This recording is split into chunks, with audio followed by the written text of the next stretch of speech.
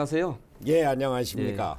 예, 요즘 많이 바쁘실 텐데 이렇게 귀한 시간 내주셔서 정말 감사합니다. 아닙니다. 여기까지 오시게 해서 제가 죄송스럽고 감사합니다. 예, 요즘 그야말로 광폭 행보를 하고 계신 것 같아요. 네, 뭐 지역 행보나 아니면은 유권자들 만나는 것보다는 주로 정치 지도자분들 만나는 데 시간 많이 들이시는 것 같더라고요. 요즘 하루 어떻게 보내고 계십니까? 뭐 정치 지도자들도 만나고 네. 또 서민들, 청년들 그렇게 다양하게 만나고 있습니다. 지금 지난 2004년에 정계를 한번 은퇴를 하셨어요. 그리고 예. 전라남도 강진에 이렇게 칩거 생활을 하시다가 작년 10월에 이제 정치권에 다시 복귀를 하셨는데 네. 다시 정치권에 복귀를 하신 이유가 있습니까? 나라가 너무 어려워서 이 나라를 건지는데 나라도 좀 내 힘을 보태야 되겠다 이런 생각으로 왔습니다. 우리나라 한진해운 배가 남이 나라 항구에 들어가서 항구에 기항하지 못하고 바다에 떠서 몇십 일씩 있는 이게 나라냐 하는 생각을 사실 그때 했습니다. 네. 뭐 저 대불공단의 그 조선 사업이 망해가서 대불공단이 이제 휑해진다는 이야기도 듣고 오는 사람마다 청년 실업 때문에 젊은이들이 갈 곳을 잃고 또 이 직장을 갖고 있는 사람들도 아주 불안에 떨고 말이죠. 네.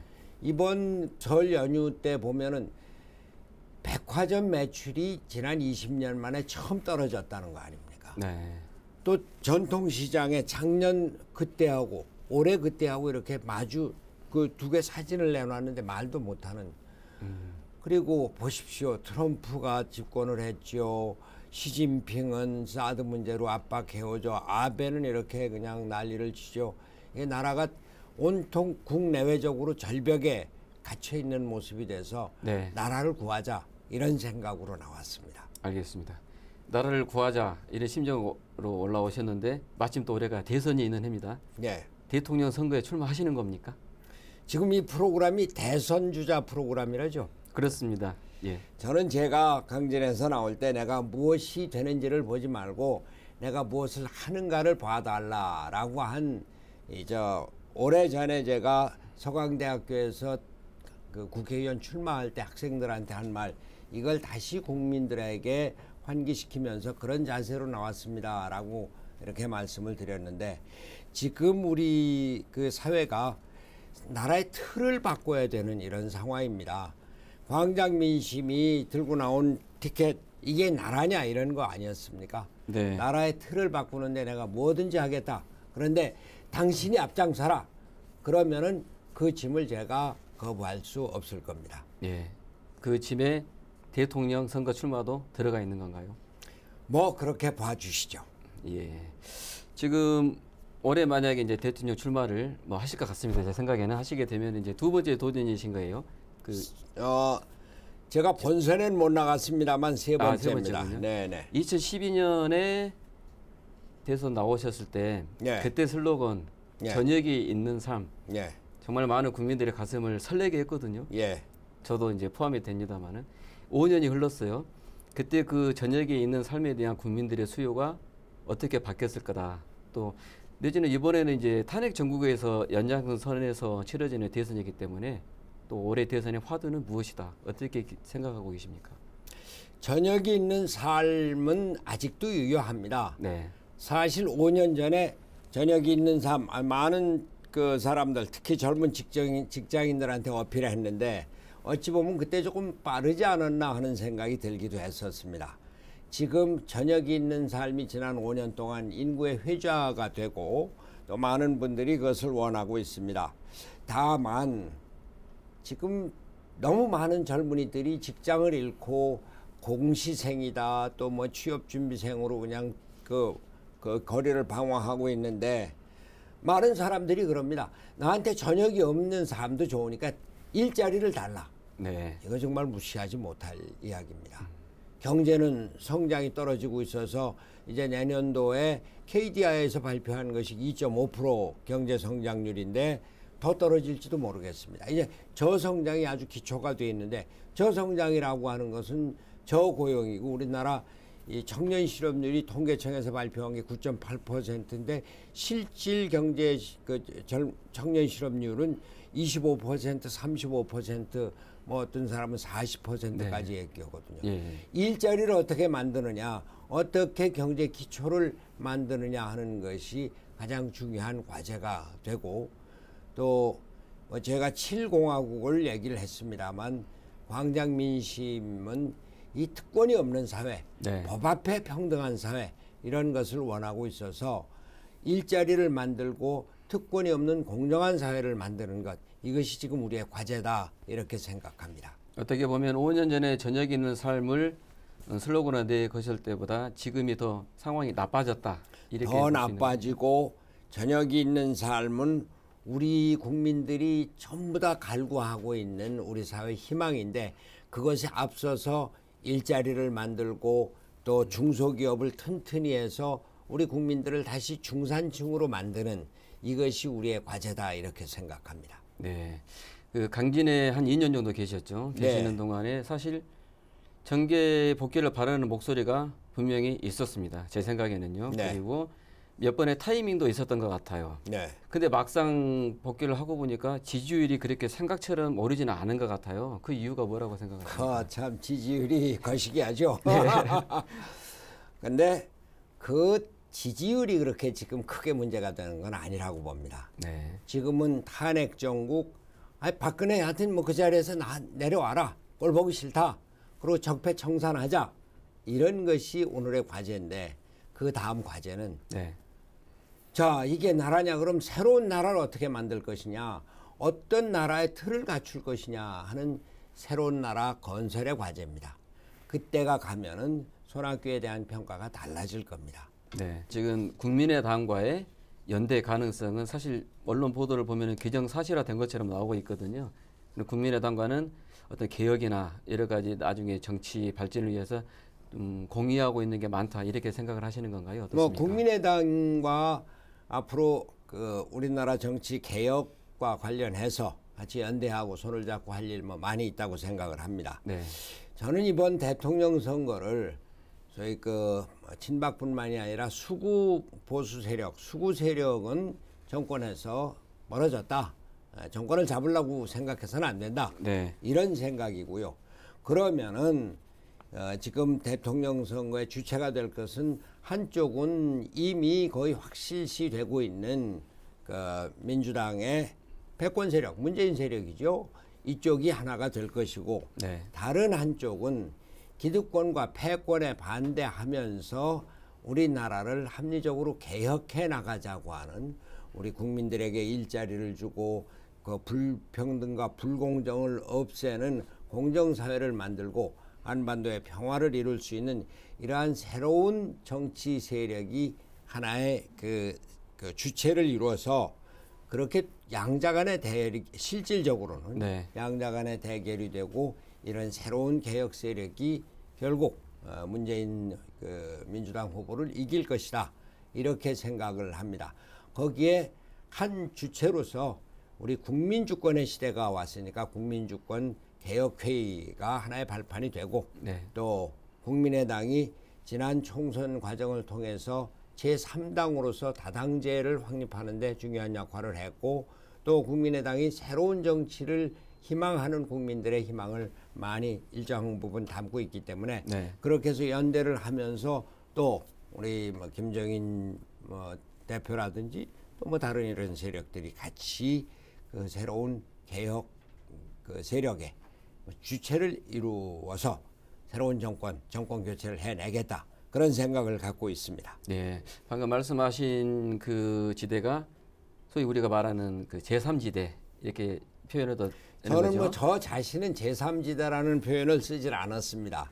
왜냐하면은 방금 말씀드린 대로 제3지대는 게 제1지대 친박, 제2지대 친문, 그리고 제3지대 이렇게 되는데, 네. 우선 제1지대 친박이라고 하는 뭐 수구 세력은 이미 정권에서 멀어졌다. 네. 그러니까 그 민주당의 뭐 제가 말씀드리는 패권 세력과 합리적인 개혁 세력의 대결이고, 이 합리적인 개혁 세력이 우리나라 정치의 주체가 된다, 이렇게 말씀드립니다. 한편으로 보면요, 지금 연대를 주장을 하고 또 요구를 하고 있는 분들이 대부분이, 그 세력들이 독자적으로는 정권 창출하기에는 좀 힘들어 보이는 네. 그래서 연대론이 자연스럽게 그쪽에서 이렇게 나오는 것이 아닌가. 그런데 말이죠. 네. 지금 우리 정당 체제를 보십시오. 과거에는 여당, 야당, 양당 체제였습니다.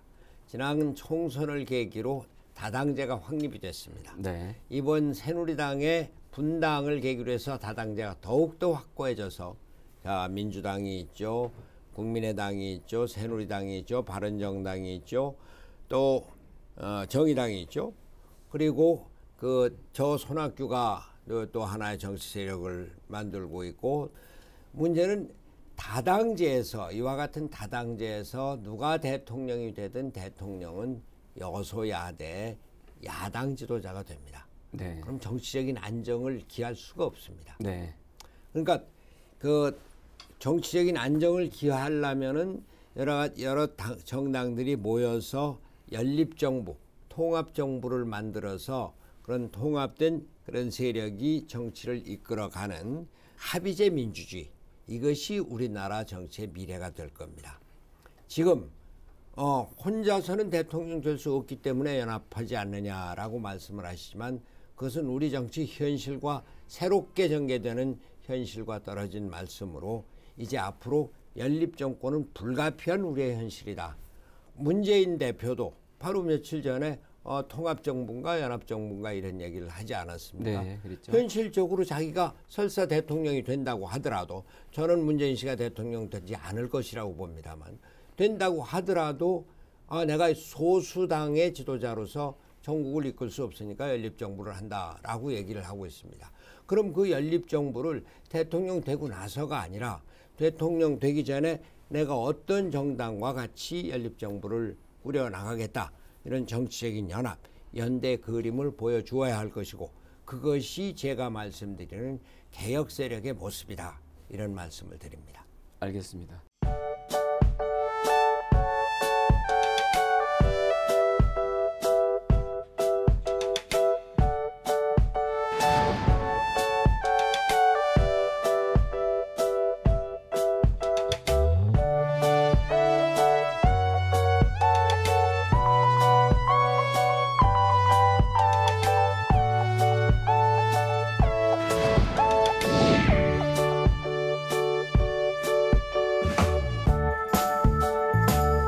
연립정부 이야기 나왔으니까 개헌 얘기 좀 해볼까요? 예. 지금 가장 개헌을 강하게 주장하시는 분 중에 한 분이십니다. 예.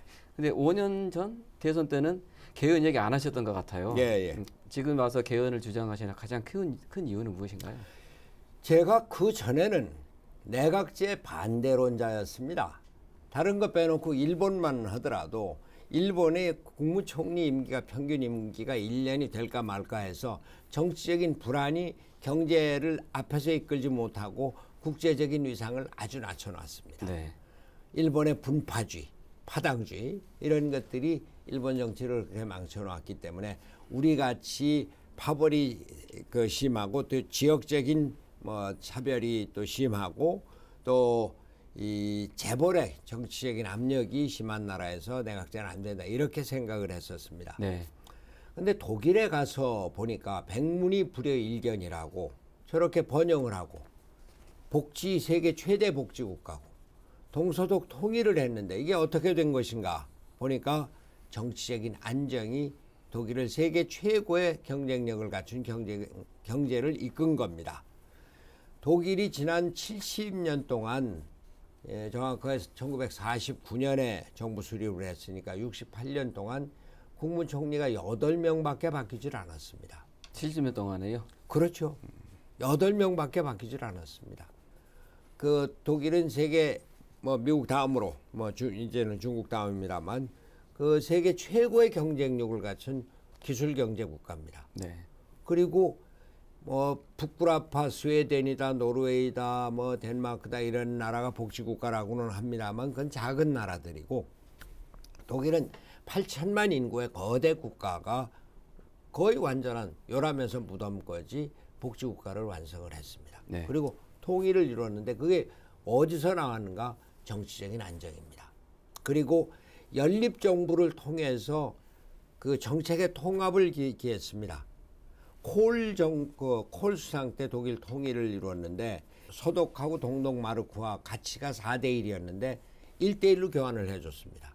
그거는 브란트의 동방정책의 그런 영향력 하에서 이루어진 그 동소독 평등 그 원칙에 기초한 거였는데 브란트의 3인당과 또 그 겐셔의 자유당이 연립정부를 했고 그 겐셔의 자유당이 기민당 콜수당과 또 연립정부를 해서 브란트의 동방정책 그 동소독 평화정책이 보수 우파인 기민당에 그대로 전달이 된 거거든요. 네. 정책적인 통합입니다. 네. 이러한 그 정치적 안정과 정책적인 통합을 이룬 독일의 경우를 보니까 연립정부가 이루어졌고 그것이 독일의 번영과 복지와 통일을 이루었다. 그래서 왜 우리라고 못할 것인가? 네.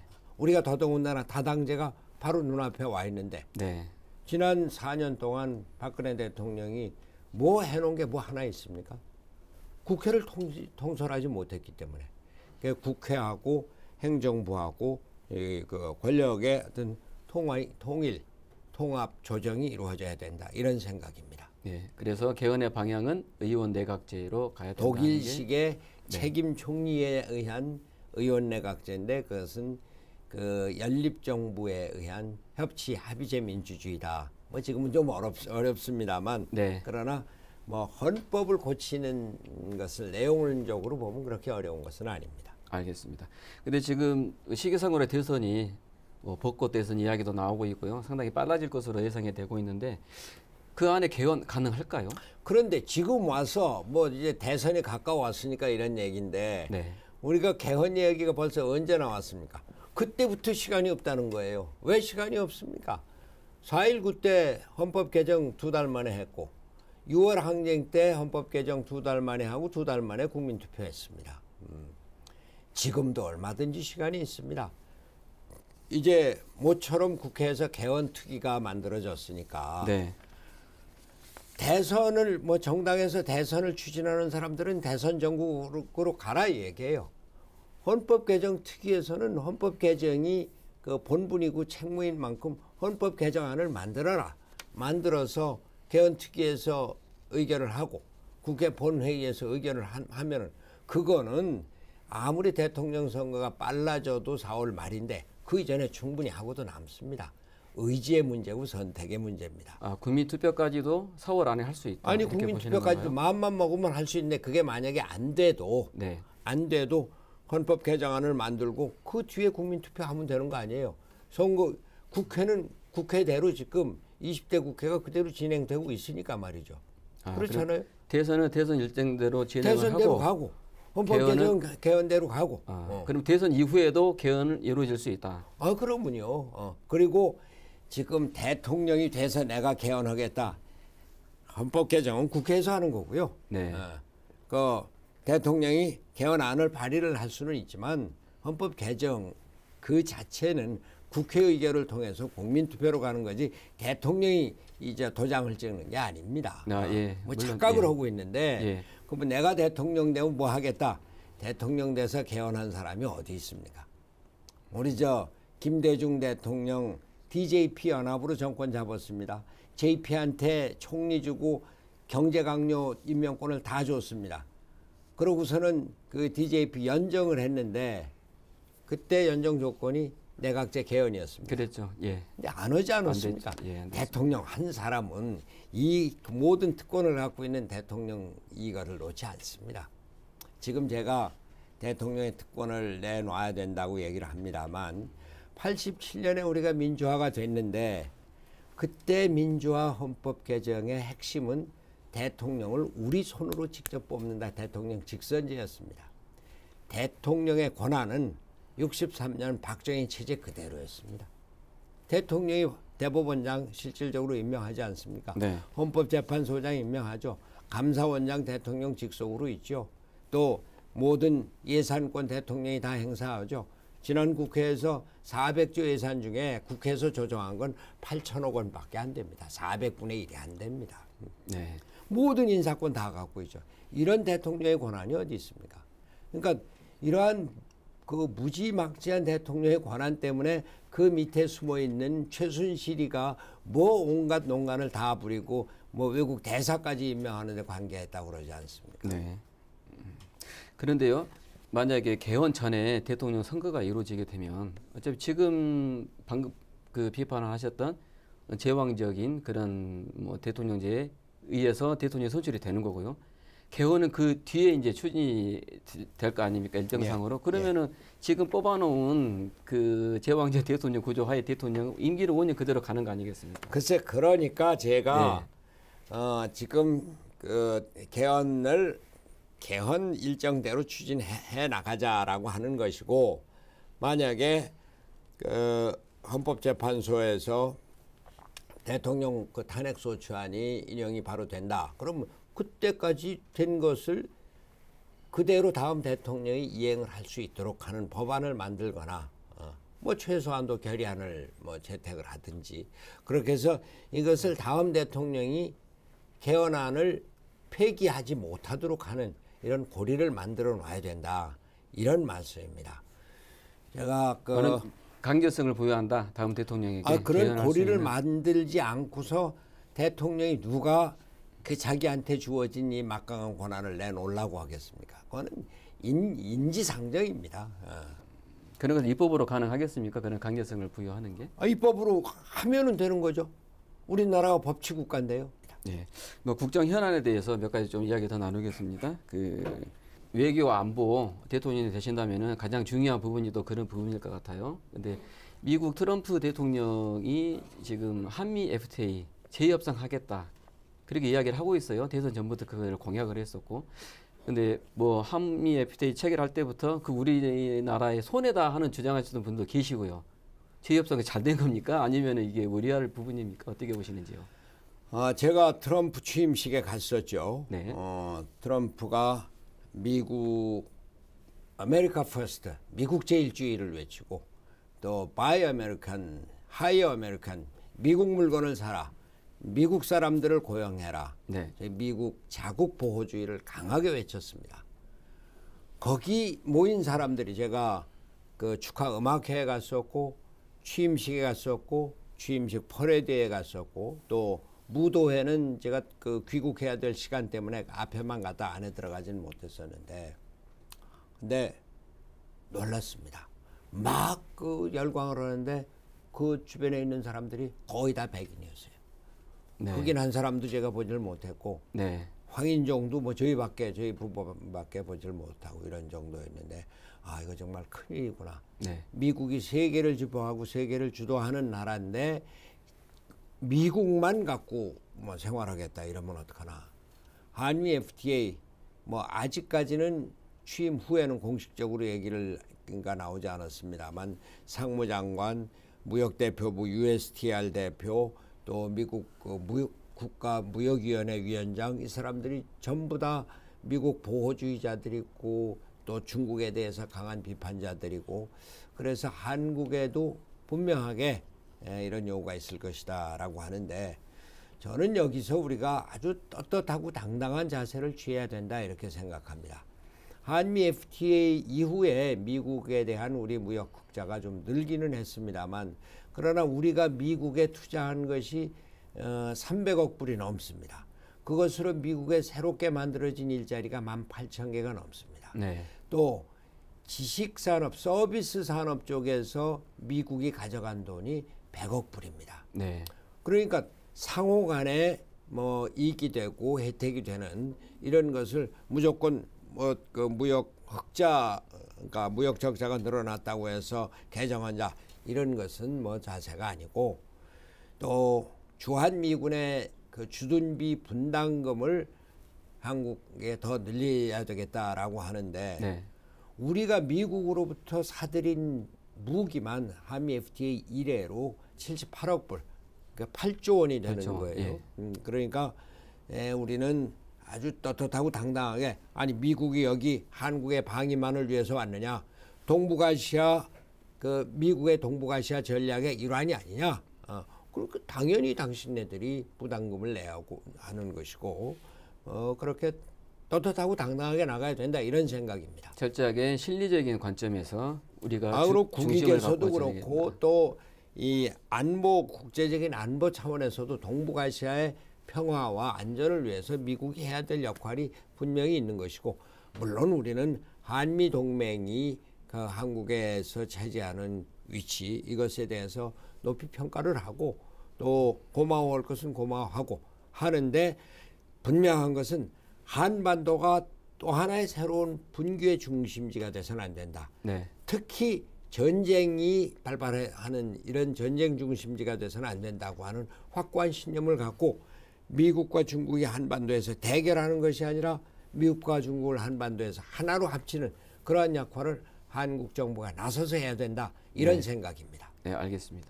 물론 이제 국제 정세의 가장 중심에는 또 남북 관계가 있지 않습니까? 예. 지금 뭐 최악의 상황이다 이렇게 예. 우려하시는 분들이 많아요. 예. 대통령이 되신다면 남북 관계 어떻게 풀어가실 생각이십니까? 한반도 비핵화, 북한의 핵실험, 미사일 실험 이것은 억제해야 됩니다. 네. 거기에 대해서 군사적인 억지책을 강구하고 또 국제적인 공조체제를 갖춰야 되는 건 분명합니다. 근데 다른 한편 그동안 개성공단을 폐쇄하고 금강산 관광 막고 있는 걸 다시 열지 않고 이런 것은 우리 정부의 잘못이라고 봅니다. 네. 전쟁을 해도 대화의 길을 열어놓는 것이 국제관계고 네. 평화는 항상 무엇보다도 중요한 가치입니다. 네. 한반도의 평화를 이루고 평화를 통해서 교류 협력을 하고 북한에 대한 교류를 통해서 북한 사회를 개혁하고 개방하는 것. 그래서 우리가 통일의 기반을 마련하는 것이 우리의 과제입니다. 제가 경기도지사를 할 때 북한에 대한 벼농사 지원 사업을 했는데 모내기를 할 때 가봤습니다. 갔을 때 경기도지사가 그 당시 대통령 그 예비 후보인데 그 북한 주민들의 그 살림살이를 안에 들어가서 부엌까지 볼 수 있을 정도로 생각이 바뀌는 거거든요. 네. 개혁 개방은 그렇게 해서 접촉을 통한 변화를 통해서 이루어진다. 접촉을 통한 변화라고 하는 것은 독일 브란트 수상의 동방정책의 그 창시자인 에곤 바르가 한 말입니다. 네, 알겠습니다. 또 하나 아까 그 말씀하시면서 일자리가 가장 큰 지금 우리나라의 가장 큰 문제다 말씀하셨어요. 예. 청년 문제. 예. 일자리를 늘리기 위해서 특별히 생각해 두신 정책이나 뭐 보관 예. 있으신가요? 일자리 정책은 우리가 분명히 해야 될 게 우리가 당장 일자리를 만들기 위해서 공무원 수를 늘린다, 공공기관을 확충한다, 뭐 이런 것들이 있는데 일자리는 어디까지나 기업이 만든다 이런 확고한 신념을 가져야 됩니다. 네.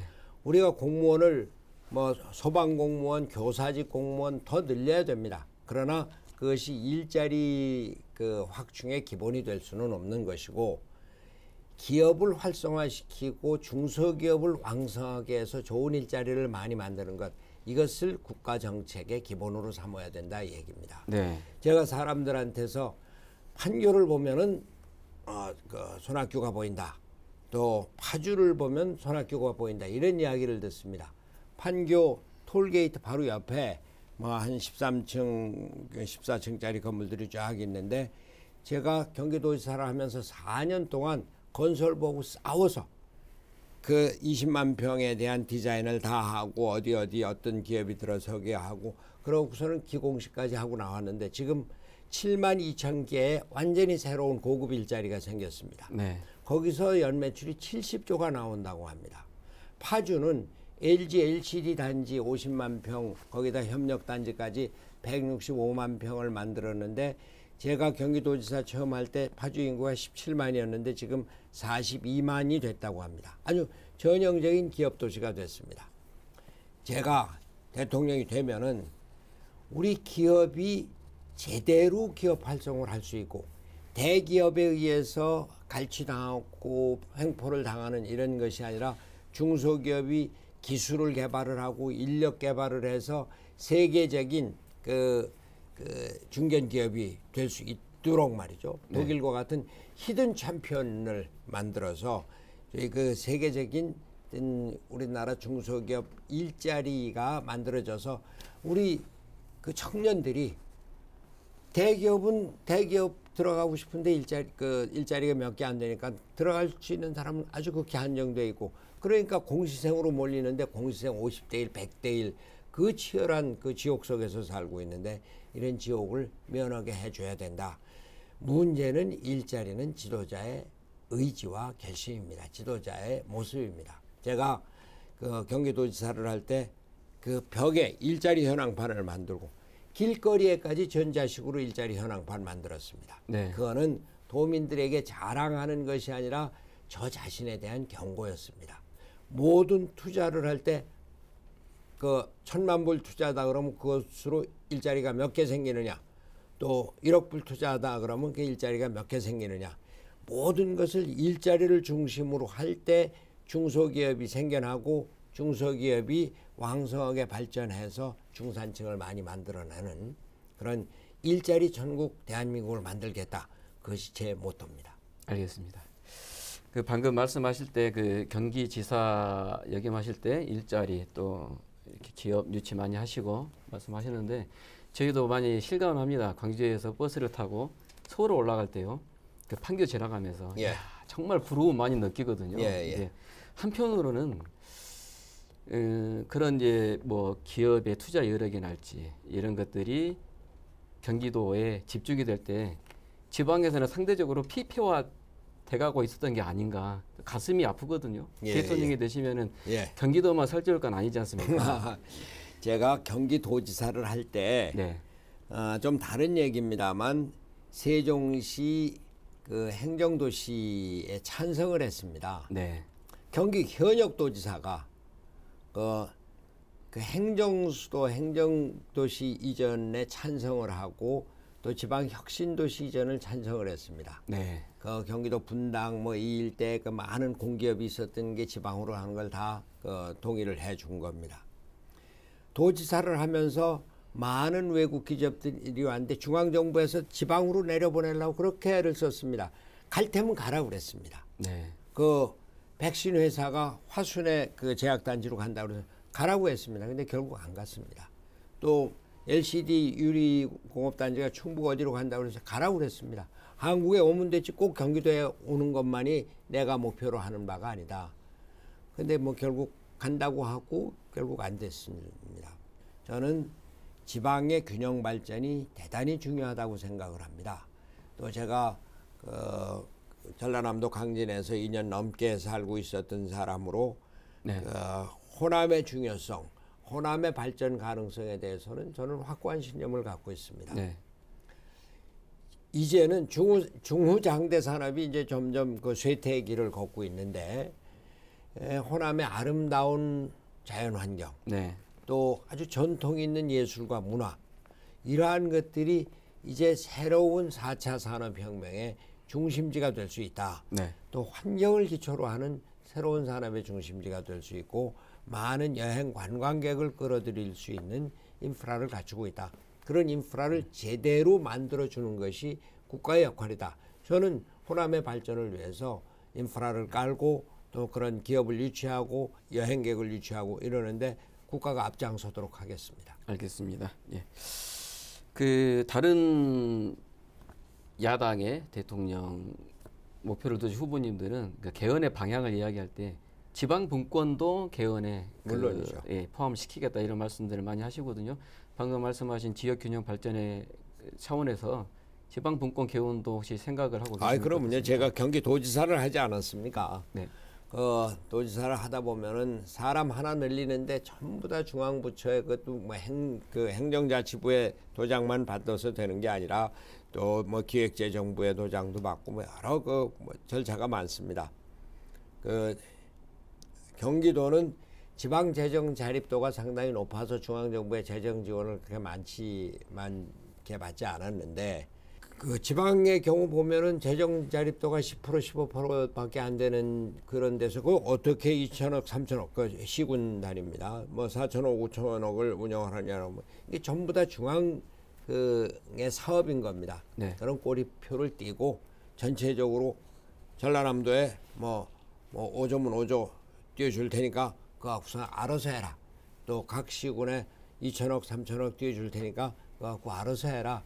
이렇게 하는 지방 분권의 그 자율화가 아주 중요하다 이렇게 네. 생각을 합니다. 다만 지금과 같은 상황에서 재정의 자율화를 일률적으로 그 시키면은 빈익빈 부익부 현상이 더 심해질 가능성이 있어서 그것을 어떻게 중앙에서 통제를 하고 조정을 하는가 하는 것은 중요한 과제입니다. 알겠습니다.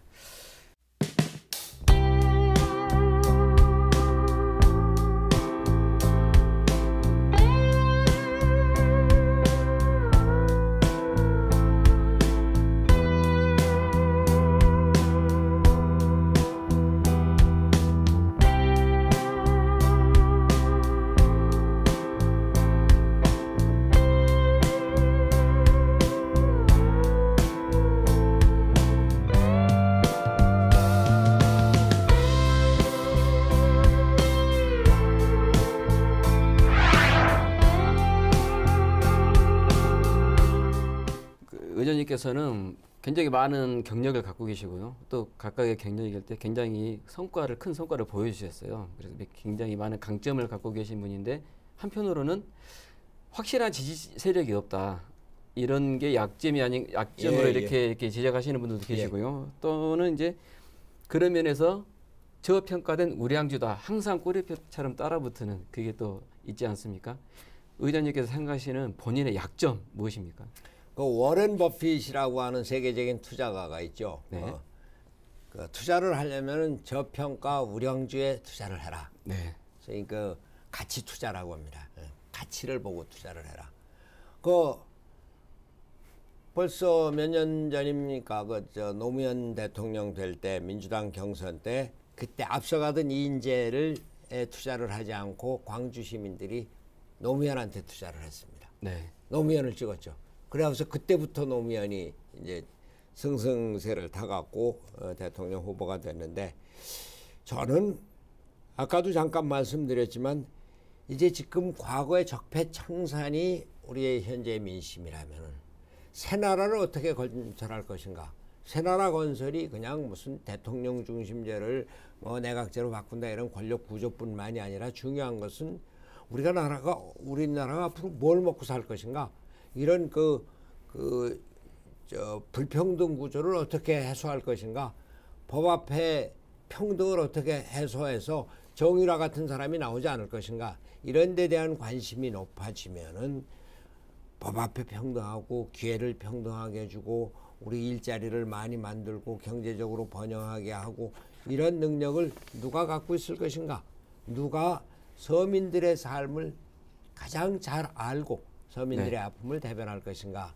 이런 생각을 하면은 그때부터 새로운 나라 건설의 책임을 누구한테 맡길 것인가를 보게 되면서 손학규에 대한 평가가 달라질 것으로 봅니다. 알겠습니다. 모든 대권 주자분들한테 공통적으로 드리는 질문인데요. 역사적인 정치인들 중에 가장 존경하시는 분이 혹시 있으신가요? 우리나라 역사에서는 세종대왕을 존경을 하고요. 또 현대사에서는 김대중 대통령 이렇게 생각을 합니다. 네. 세종대왕은 구중궁궐에 앉은 왕자가 어떻게 백성들이 글을 몰라서 고생하는 것을 알고 한글을 만들었겠는가. 근데 그 서민 백성에 대한 애정은 그것뿐만이 아닙니다. 노비에게 그때까지는 그 출산 휴가를 일주일 정도 줬는데 석 달을 줘라. 노비 남편에게도 한 달 휴가를 줘라.